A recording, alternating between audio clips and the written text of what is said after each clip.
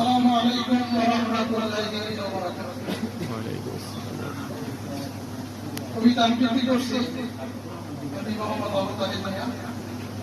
আমার কবিতার নাম জীবন অমৃত।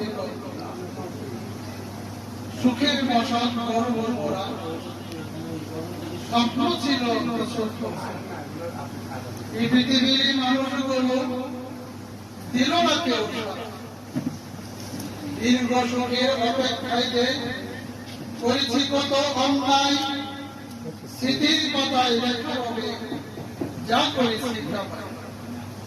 সুখের ছোঁয়া পেতে মোরা কর্ম করিনি বিশুদ্ধ, নিষিদ্ধ জলে ডুব দিয়েছি করেছি কাজ অশুদ্ধ।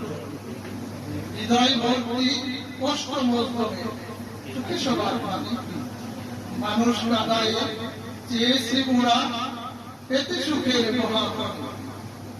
নীরব কান্নায় করব সহসা, চোখ বেয়ে পড়বে জল, এমন কর্ম করেছি ভুবনে ইহ পরজীবন হবে।